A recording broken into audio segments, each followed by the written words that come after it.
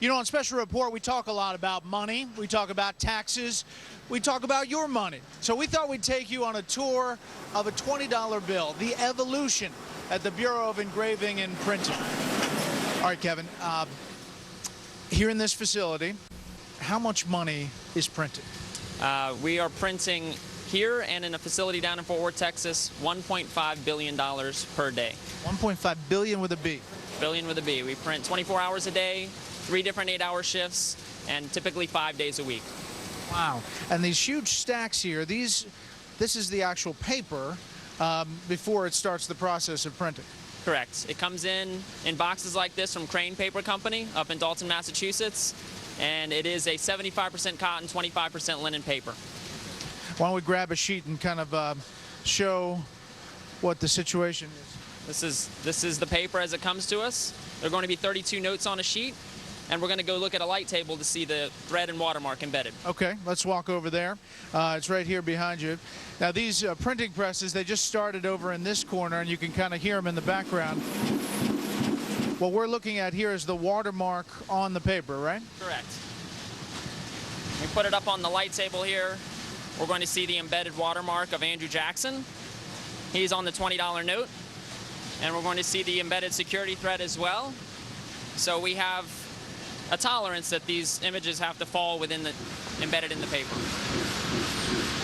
Just been through what? It's been through 2 passes?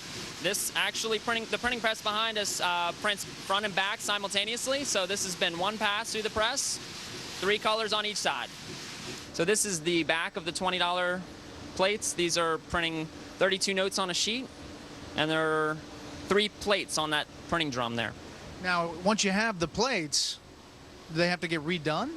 We have engravers that do the master die. They do a single note, and then that's recreated. So it's cast out 32 times to make a metal printing plate here. And that's a skill that takes a long time to acquire. Correct. The engravers that work here trained for 10 years to learn how to do the vignette there of the White House on the back, or maybe Jackson's portrait on the front. So this is the back, and this is finished? Correct. The back is now finished. There's going to be nothing on the face side just yet, but 3 days of drying time in between each process. So there are people who look for every little piece of this to make sure there are no imperfections? Correct. We would do quality control visually here, and we also have built-in inspection in the press. This is the front?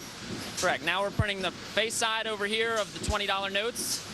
This new $20 note has Jack Lew's signature, our Secretary of the Treasury, and Series 2013. You can see that's Jack Lew's signature on our notes so far on the $5 and the $20 note. Now he had to work on that signature. The first one was a little loopy. Correct. He did practice quite a bit for the signature. Okay, so each one of these stacks? This is $20 notes, so that's $6.4 million in a stack. If it were hundreds, it would be $32 million in one stack. That's quite something. So 6.4 million right there. That's a lot of 20s. So in this room, we're going to examine every sheet and every note to inspect for any defects or flaws. Now this is all replacement dollars, replacement money?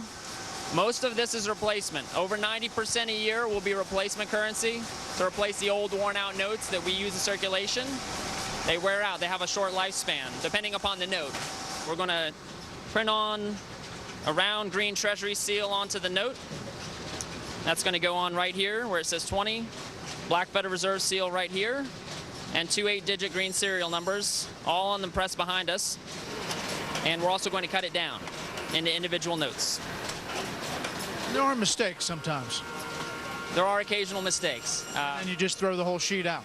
What will actually happen is when we have rejects, we do cut them in half back in examining. So we'll save the good half, and the bad half will be counted by several employees and then shredded and destroyed. We sell shredded money in our gift shop as souvenirs. But it doesn't work if you try to use it at the gift shop. Exactly. Okay, now this is where they're cutting, right? Correct. They're coming out in 100 sheets to a pile. They're going to move down the track here and be cut. Guillotine knives, cutting through 100 sheets of paper at once. We're going to pull out a pack, flip through and do what we call a fan check. Kind of like the old cartoon flip books. Flip through, see a cartoon move, Here we don't want to see any movement. Everything should look identical. Random check. Random check. If there is one bad note in that strap, the whole 100 notes come out as a reject. This is bound for Cleveland, the fourth Federal Reserve Bank out of the 12. If these were $100 notes, this would be 400,000. Wow, but 80,000 right here. That's quite something. And it's really because it's replacing 20s that are coming out of the system? Exactly. $20 notes go through ATMs quite a bit. Going through machinery like that wears down the notes, so they do have to be pulled out and replenished with fresh printed currency. It's always good to have a nice crisp 20. Exactly. Here they are. Cleveland, here they come.